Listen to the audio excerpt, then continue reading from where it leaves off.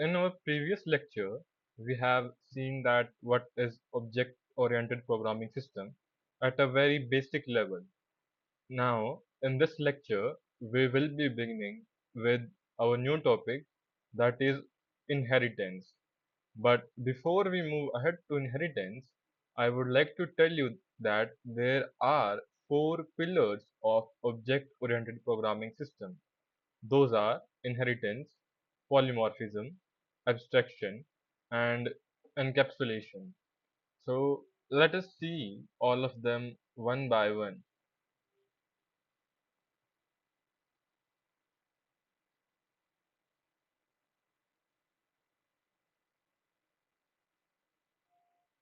So the first is inheritance. So I hope the name itself suggests a lot what the inside of this term inheritance would look like. So for explanation, let us start with an example. Now, if you would have observed that there would be a lot of things that your parents would have inherited from your grandparents, and your grandparents inherited from their parents, and this sequence would have continued for many centuries and over generations. So this sequence is quite similar to what we have in Python. So inheritance is nothing but actually using or possessing the characteristics that a parent class actually has. So before we head to deeper aspects of inheritance, let me just tell you what is a parent class. So you can actually take analogy from your real life. So parent class. So if you take the case of yourself, your parents have given birth to you. So they are your parents. In the same manner, if we define a class, like we have a animal class, and as you know that there can be a lot of animals under this class. So this will be the parent class,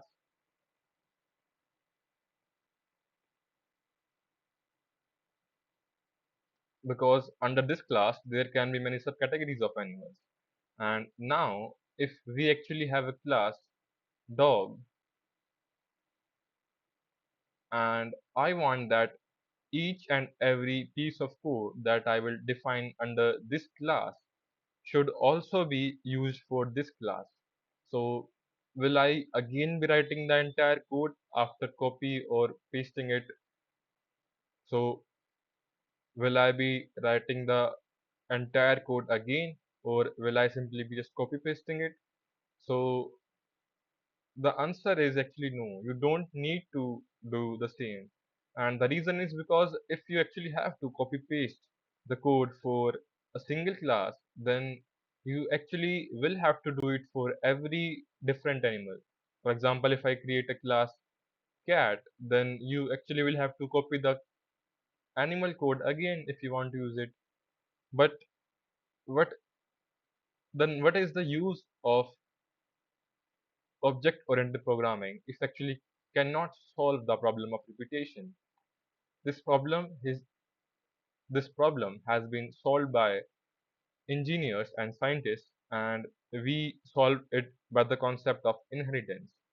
Now, if I want to make a class dog, and supposingly, let us assume that the parent of this class dog is animal, and I want all the code that I've written, all the methods, all the constructors, everything that I want to implement in this do class.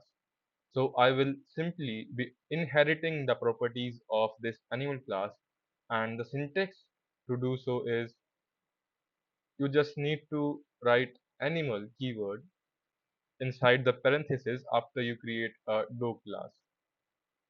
And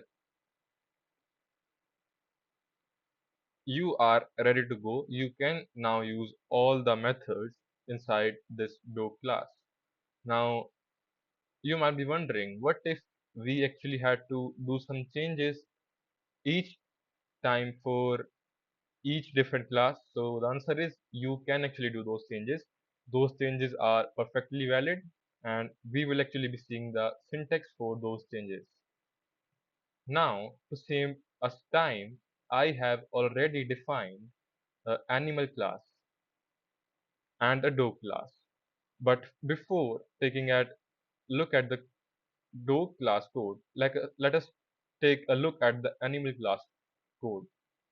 We have initialized this class with the init constructor, and we have provided it with four attributes. Those are habitat, then legs, and a tail.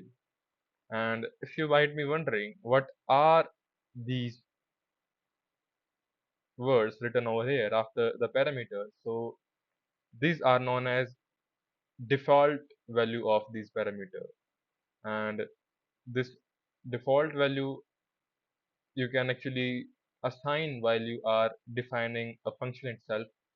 And when you're going to run the function, and if the user does not enter anything in place of legs and tail, then these legs and the value of tail would be assumed to be 4 and 1 respectively. So this is how the default value parameters or default value arguments work in Python. And I should have covered it in the functions itself, but I thought it would be much convenient if we used it in the oops, so that you can actually have a look at the real example of how the default value arguments can be used in Python. So let us now move back to oops concept. You can see that I have defined the legs parameter, then the tail, and the address. So let me just change the address to habitat so that you don't have any confusion. Yes. And I have defined the method walk for the animal, that is, it can actually walk. Now, let me just so explain this part. So, what is this actually happening is, suppose it won't be convenient for us to print in the terminal that animal is now running or animal is now walking. It would be better for us to name it like lion is now walking or dog is now walking or the cat is now running. Similarly, the cat is now running. So I have actually used the another, that is parameter, that is animal species, and use inside the format table strings to print the following string, that is the animal species is now walking. And similarly, I have created another function, that is running function, if an that will be printing that the animal is now running on the terminal. Now this is a simple animal class. What if I actually create an animal, like I want to create animal which is say dog, and or let us take another, that is horse. Now I want to make it a part of animal class or an object of animal class. So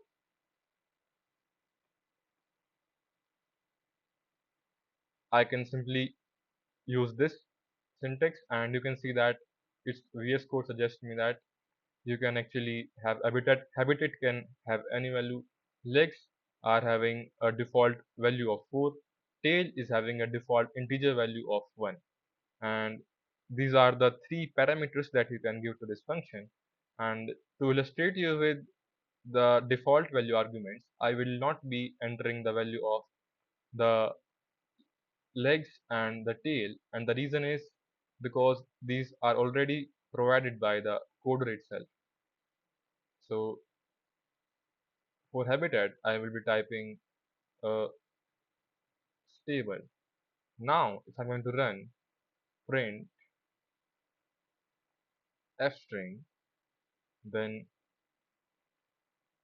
horse dot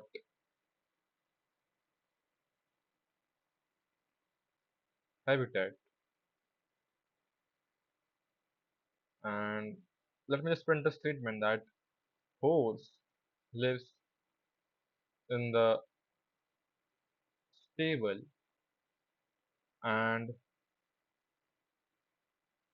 a horse and has horse dot legs and a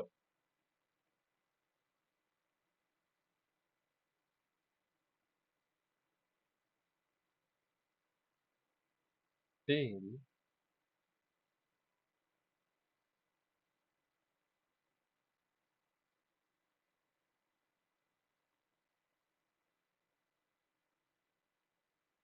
Now, if I'm going to run this print statement, you will simply see that terminal prints that is horse lives in the stable and has these legs, that is four legs and a tail.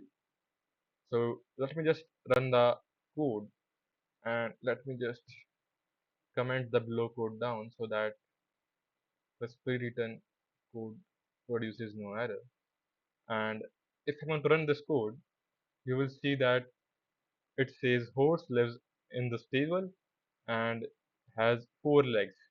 Now, yeah, let me just rerun the code again, and it will say that the horse lives in the stable and has four legs and a tail. Now you can see that the statement has been successfully printed on the terminal.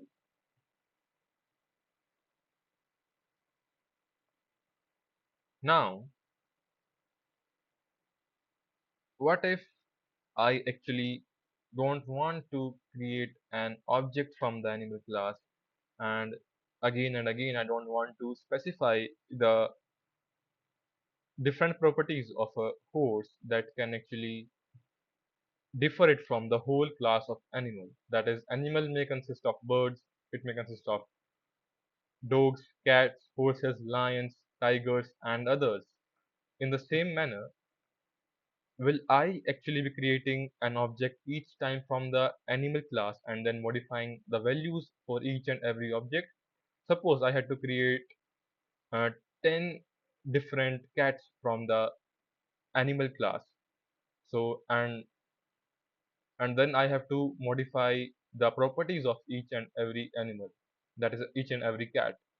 Then the task would actually become very, very hectic. And this is not a very good programming practice. So, how we solve the problem?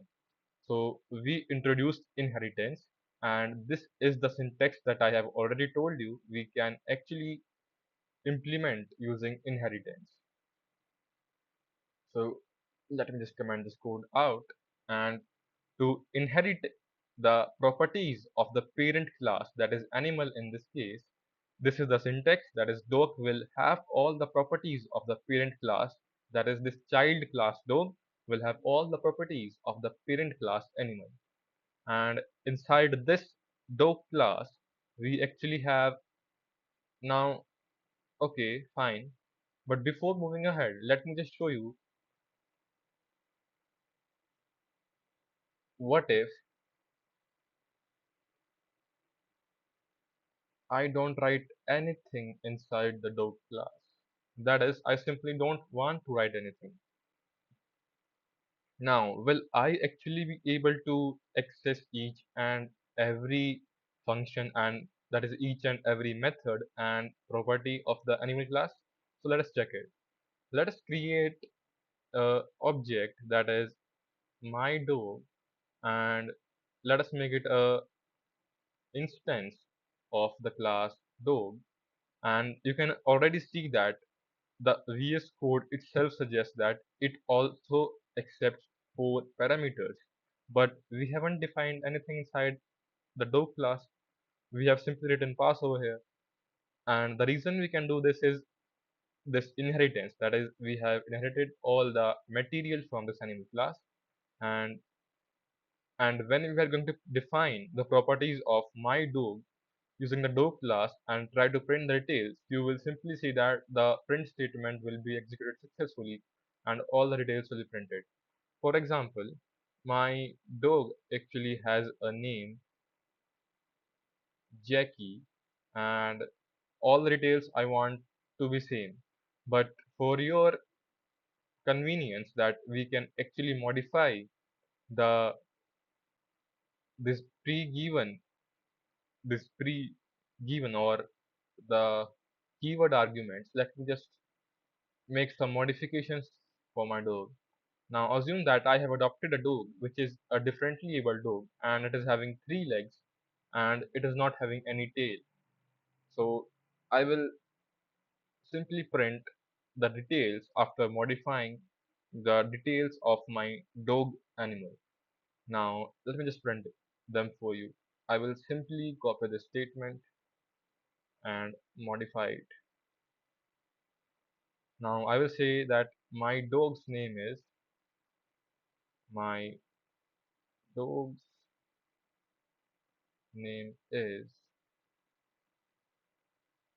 dog dot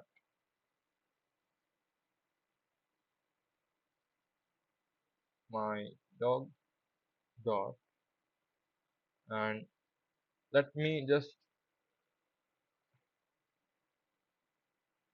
make some changes over the code so that we can actually have a better example. So the thing is, I have modified this piece of code because I did a mistake over there. I have defined a habitat for this class animal, and I was trying to give the name of my dog in this place. It would actually not give you an error, but this is not a very good practice. So instead, I will simply be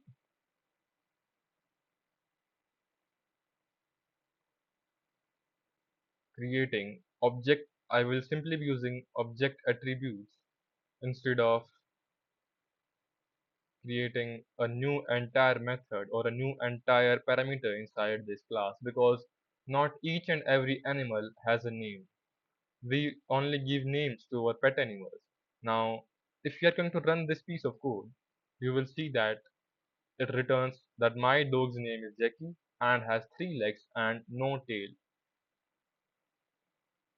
Now, some of you might be wondering that this this tail actually stored an integer and now it is storing a string. So is it valid in Python? So the answer is yes, it is valid in Python.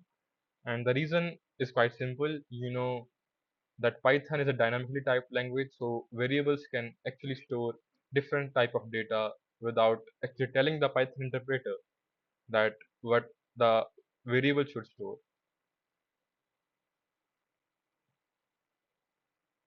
Now that we have seen the proof that all the properties of the animal class are actually there present in the dog class, now we will move a step ahead. What if I actually had to define some other attributes of this dog? Like, not all animals can roll over, but a dog can roll over.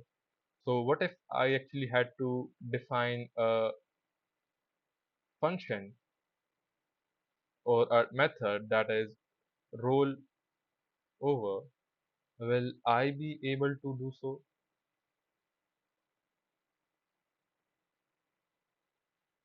Will I be able to define a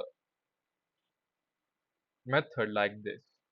So the answer is yes, you actually can define a method like this and it will not cause you any problem. That is, I will say the dog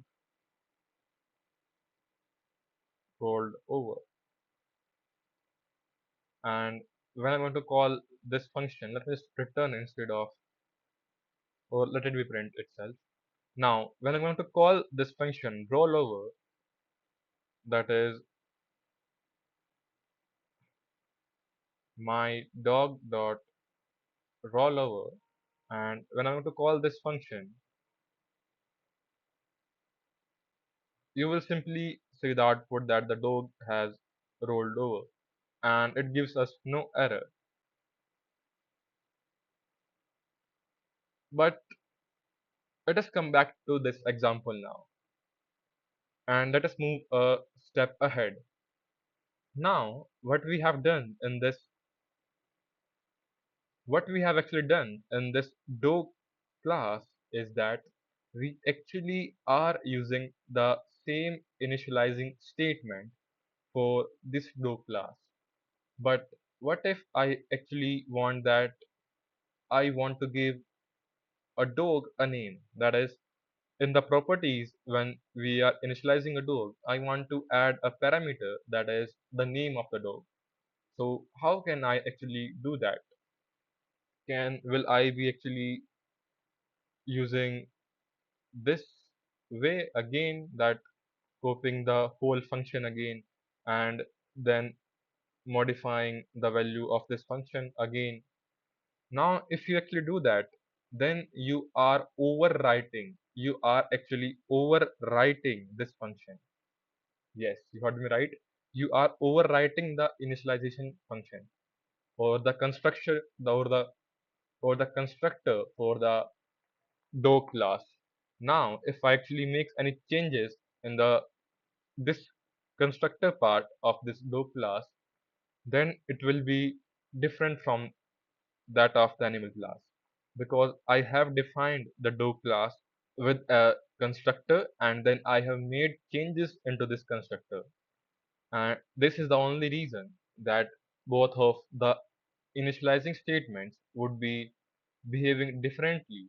But let me just tell you that if you are actually redefining the constructor, then the current this current statements inside the constructor would actually be executed by the Python interpreter, and Python interpreter would simply not execute this part of statements in the that are actually in the parent class for this child class.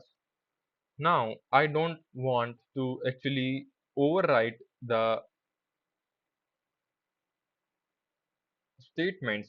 Those are predefined in the animal initializer, but instead I actually want to use all those previous properties, but I want to add one more property, that is name. So how I will actually be doing that?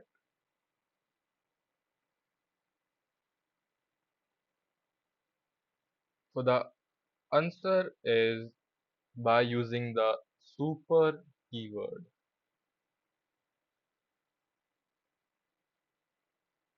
and then inside those super keywords you will simply be providing these all these four details, or instead you can actually provide direct values for these details. But for making the case simple, I will be actually providing these same parameters. And let me just make it clear that you actually have to write only those properties inside this init parameter that you actually want the dog to inherit. For example, I don't want to inherit the habitat from the animal class, so I will simply skip that part. Can I do that? Yes, I can actually do that. Now, before moving ahead, what to give inside these parameters, let me just tell you what do you mean by this super in Python.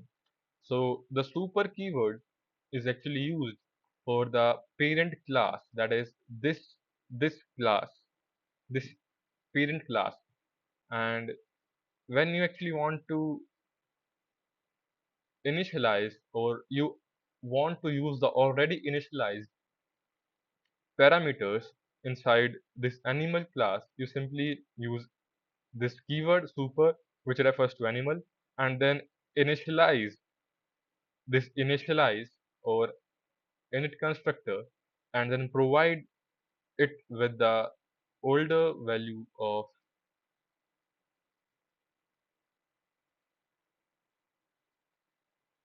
these older values. You can then provide it with older values, and then you can simply define your wanted parameter, that is I want to define the name for my dog, and I can simply do it by this way. Now this actually confused even me a lot when I was new to programming, and the reason is because you might think that it is quite confusing and cumbersome to understand what is this super, what is, why are we actually using the init again inside this init, and why are we not providing it with any parameter, that is any default value argument. You can actually provide them with default value argument, there is no issue.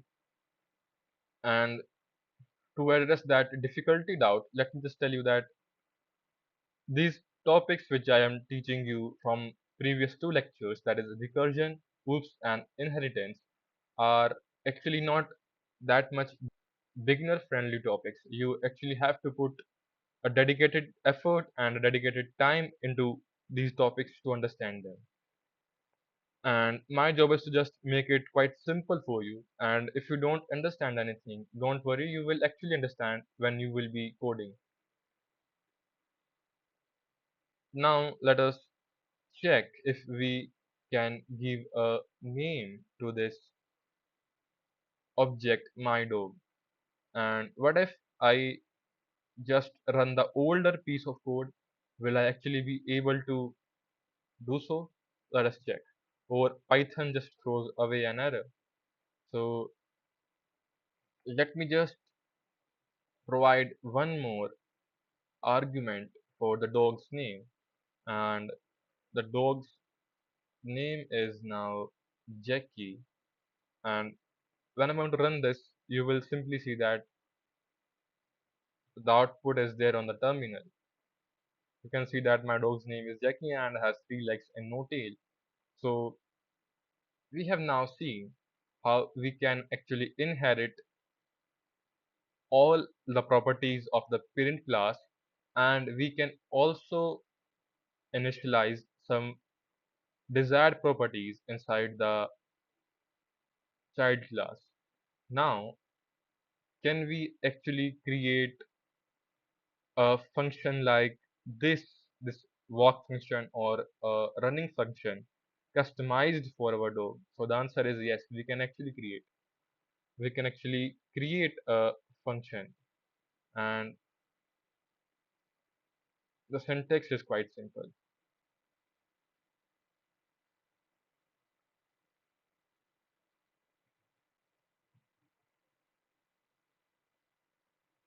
Now you might be wondering that why this was actually showing in red when I had not removed the white space from here. So the reason is simple, that is white spacing. Python actually has no no markers for for definition of scope. So the makers of Python actually did not define these scope definers, or you can say something that actually defines the scope of this function, and something that can actually tell that this is a part of this function. So instead of doing that, instead of going that way, they actually use the indentation itself to mark the scope of this function or the class, and this part is actually already covered by me, and I am just telling you once again for your reference so that you don't get scared when you see something like this in your code. And let us now define the walk function, and you can see that this is how we actually define the walk function.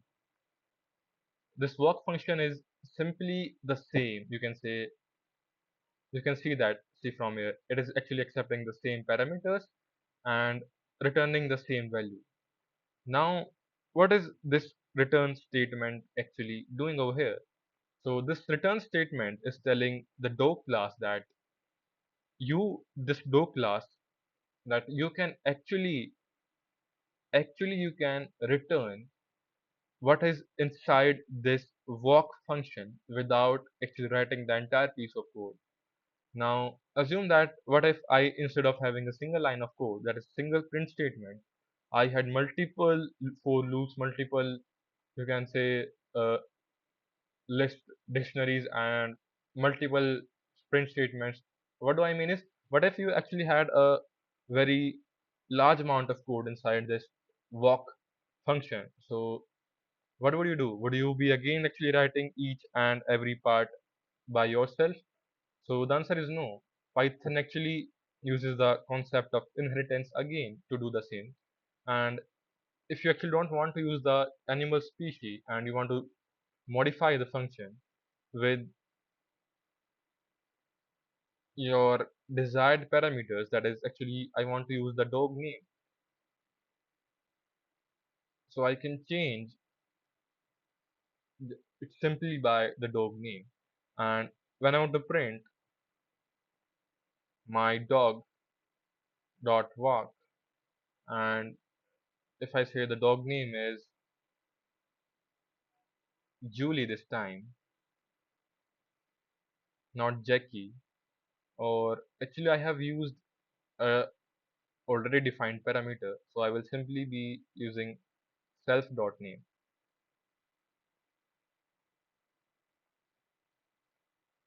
Now, why I made those changes? That is, the reason is because this name is already defined in the initializer, and I don't want another name to be actually taken as an input by this walk function. So I will simply be executing this function again, and you will see that it says Jackie is now walking. And how Python managed all this? So the answer is simple inheritance. I have told you multiple times, and this was actually all that I want to cover under inheritance. There are a lot of other topics, but this much is, I think, enough for a very beginner to know and learn. Now there are some others. Now there are some other topics too, like multi-level inheritance and multiple inheritance. Now, what do I mean by multi-level inheritance? So, multiple inheritance is quite simple. When I mean multiple inheritance, let me just move to this pillars.txt so that you can actually understand it much better. So, when I say multiple and multi-level inheritance, for now let's talk of multiple inheritance only. Now to understand multiple inheritance, let us create another class. Let us take example of the class human. I have created a class human and I have defined some methods inside this class, and now from this class human I actually want to make another class that is male, and then I actually want to make another class that is female, and there is some code inside this, and both of these male and female actually inherit the properties of the human class. Now what if I actually make a other class, that is I want to make a class parent, and this class parent should actually have properties of both the parents, that is it should actually have the properties of female and male. And if you did not get it in this manner, let us take a different example. Suppose I actually create a class that is a human child. For a human child, I'm using the word kid. Now, a kid will actually have both the properties of the male parent and the female parent. So, only giving the properties of male parent is not enough. And if I want to give the property of female parent too, I actually cannot do this, because if I do this way, then the entire class kid would actually be redefined again with only female properties. So what is the solution? So the solution is multi-level, or sorry, the multiple inheritance.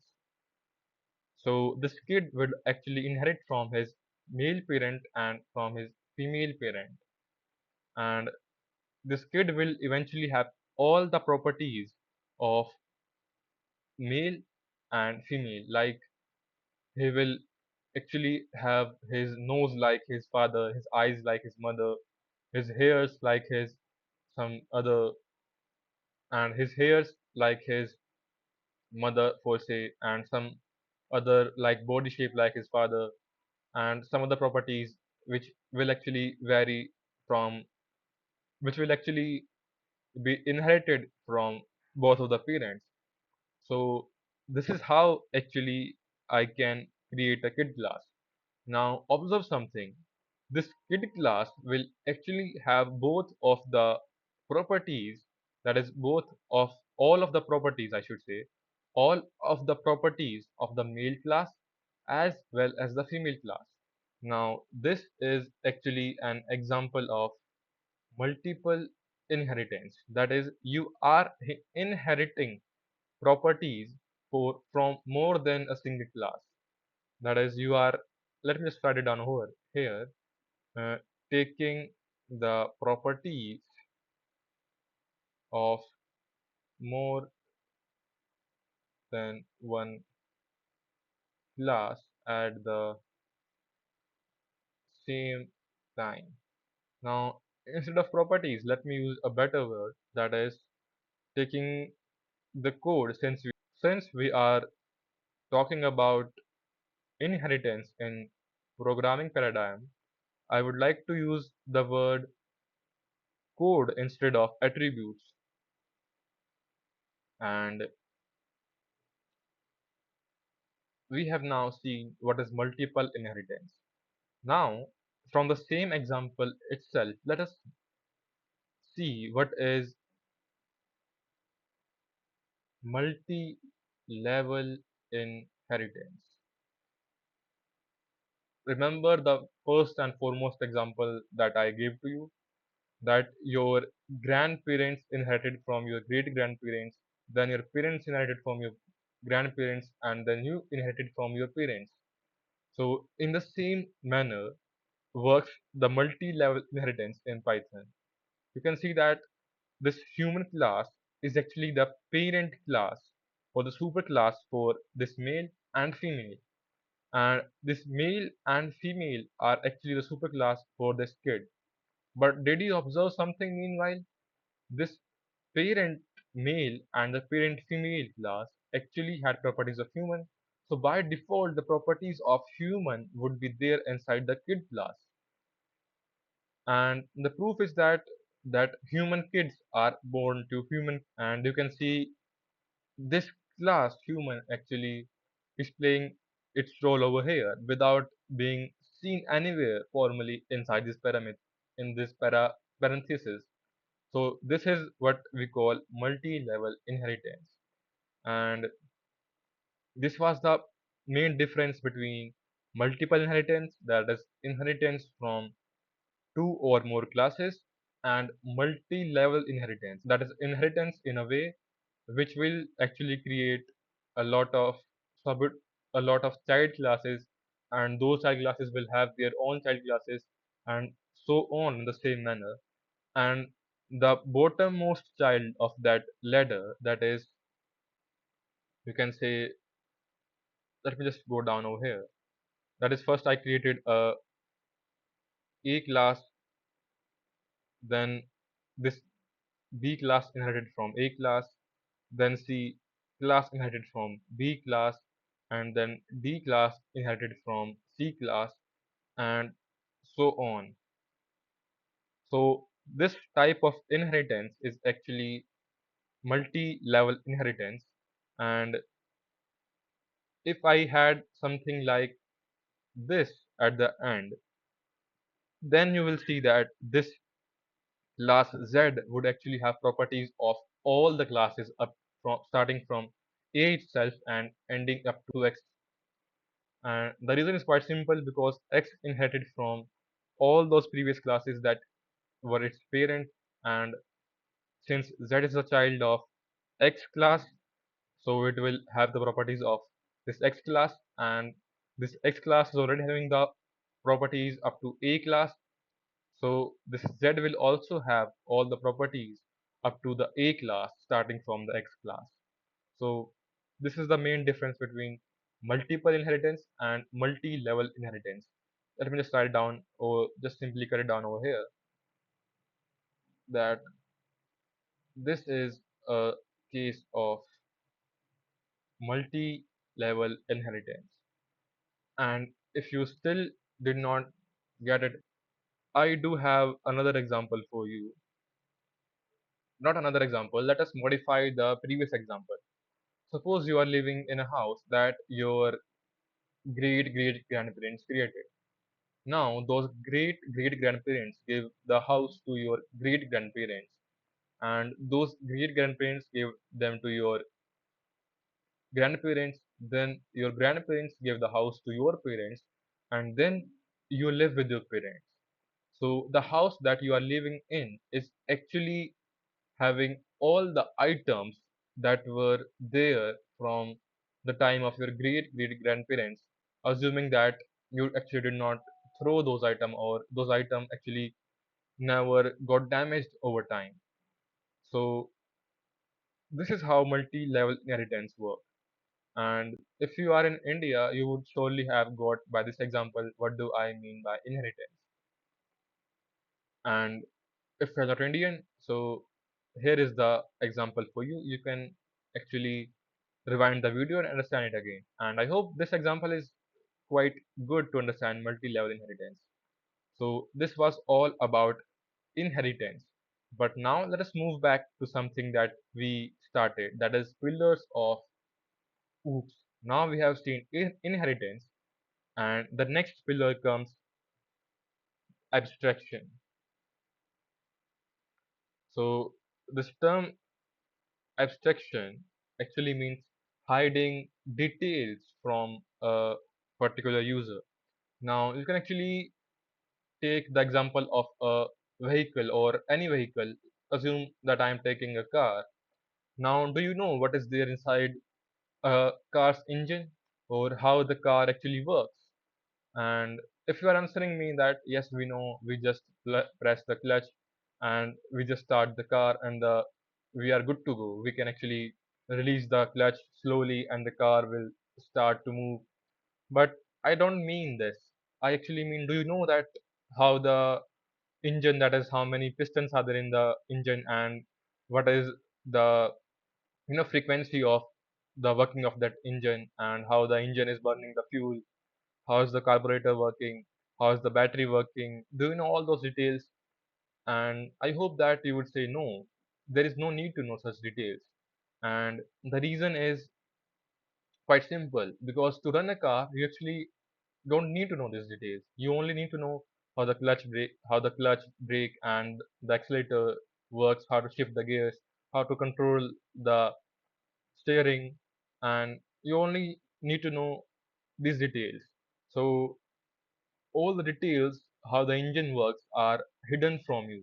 In the same manner, in Python, when we run a method, do you remember that we actually ran a method that list dot append, and we used to append something in the list. Do you remember this method? Do you actually know what is the code of this append function? I hope not. Not even me. Not even I don't know what is the code for this append function. So but we are actually able to use this append function without even knowing the code. And this is nothing but hiding of the code. So, and this is nothing but abstraction. That is, you are actually using the function whose code you don't even know. Simply like running a car without even knowing what are the internals and how those internal works, what is the chemistry, what is the physics. We don't actually know anything about a car, that how it runs from inside. In the same manner, abstraction works. And we will not actually be taking examples on abstraction because this is a very very difficult topic for an absolute beginner to start. Meanwhile, I'm not discouraging you from actually starting this topic, but I'm trying to say what I'm trying to say is that we will not be covering in this particular course because I thought to design this course only for beginners. And if there is any course for intermediates or advanced people in Python, I think I will surely take it, but such a course is not promised from my side. The time will tell if the course will come or it will not. Now that we have seen abstraction, we will actually see the next point, that is encapsulation. Now, what does the term encapsulation mean? So to have better understanding of encapsulation, let us go and check at Google what the term encapsulation actually means. So let me just write it down over here. What is encapsulation in Python? Oops. And you can see that it says encapsulation in Python OOP is the practice of bundling data and the methods that act on the data into a single unit class while restricting the direct access to some of the object components. So what does it actually mean? It is saying that methods and objects are actually encapsulated in a layer of protection, and that protective shield or that protective layer actually restricts an you can say outsider to directly access those methods. So here is a very very bad example for you, and that is you can actually use the list, that is append list method in Python, this method, but the user actually cannot use this list method. That is, if I'm going to run this command or I'm going to run this program in my terminal, then this the user actually cannot access this list.append method. And you can actually consider it a very simple case of encapsulation, although it may not be a simple case, but how encapsulation actually works.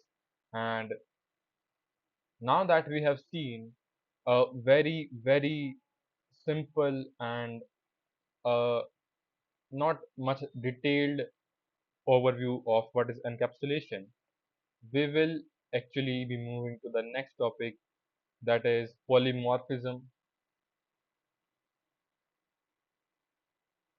in OOPS.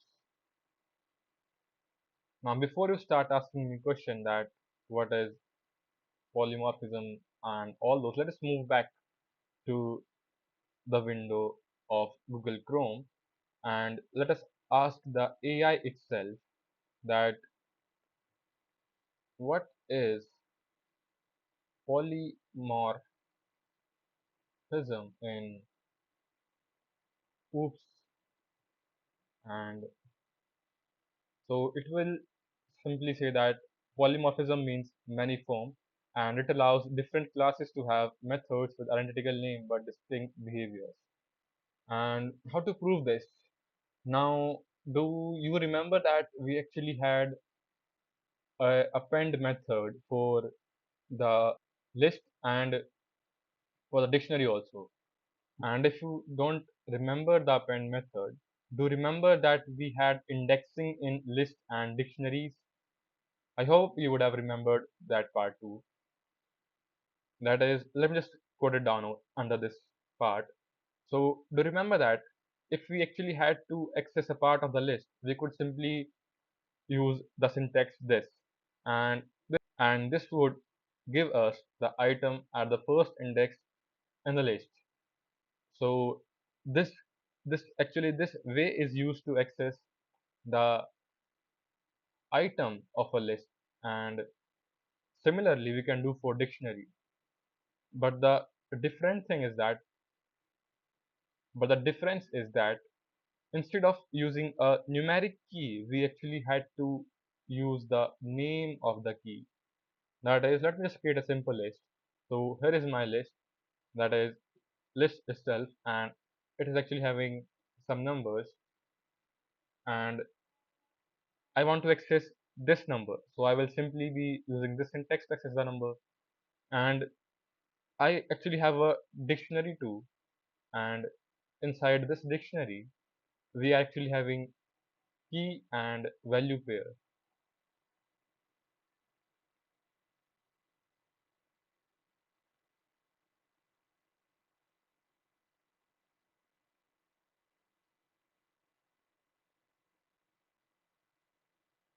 So in that dictionary, we do have key and value pairs, and I hope that you would surely be able to recall from the previous lecture that to access a particular element from this list, we actually used this syntax and this syntax, and then we entered the index of that particular item in that list.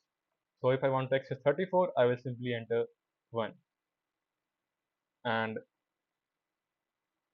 for case of dictionaries, we used the same syntax, but we could not use this approach. And we had to use the key name itself whose value we wanted to access. So this was the approach in dictionary. Do you observe something that both of these methods, if I actually see them from top view, you will see that both of these ways actually do return the same thing. That is, they return the value at that particular index, but the way of giving that value is different. That is, this way of giving this value, that is 1, and the key value is different for list and dictionary respectively. And this is nothing but another example of polymorphism. I hope you would have understood something, if not everything. That is, using the same methodology but in a different manner on different objects and different classes to access something, that is known as polymorphism. Or in other words, it means that a single methodology can actually be implemented in different over different classes, and those different classes will actually give different results. And this is what polymorphism means. And now let us come back to Google Chrome and see what Google says. So it says, "You- unlike statically typed languages like Java and Python has relies on duck typing, so this is all rubbish. So polymorphism is primarily implemented in Python in three ways. That is with class, methods, and with inheritance, you can say, and with built-in polymorphic functions. So we will not be looking at those last 2 points, but we will actually take a look at this point. Now, if you see that it created a class car, and it created a method that move, and it says that car is, and the method says that the car is being driven on the road. And when we created another class that is plane, and we actually created the same function that is move, but this time this function is actually doing a different thing. That is, it will print that the plane is flying in the sky. Now, did you observe something? Both of these functions actually do have the same name, that is move, but since they're in two entirely different classes, they are actually doing the entirely different function. Now, this is nothing but polymorphism. That is, a single function is doing a different task in a different class, and in another class, it is doing some other task. So, this is nothing but polymorphism. Now that we have also seen the fourth pillar of OOPS, that is polymorphism.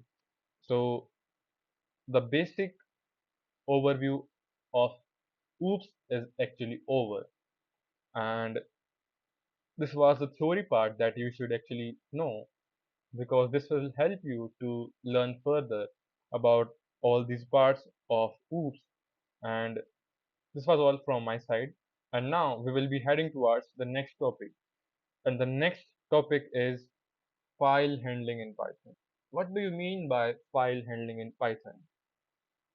So I hope you would surely have encountered multiple files, and you would surely have created multiple files and stored your data inside them. And many times it becomes quite difficult for us to open each and every file in the graphical user interface, that is the icon way that you see on your screen. And it really is cumbersome, more cumbersome to modify those files. And to solve the problem, we actually have file handling in Python. And one more application is that you can actually attach different types of files to your Python file for user for users reference. For example, you have written some piece of code, and that piece of code is actually a part of software, and that particular code that you have written does a specific task. That is, it only does a specific, very specific task of which is actually a part of the software. So you decided to create a readme file and attach it with your Python code file. So to do that, you simply use file handling in Python. And this is the this is actually one main reason why do we have file handling in Python. Another being the ease to actually handle the files, the ease to modify the files, ease to access the file,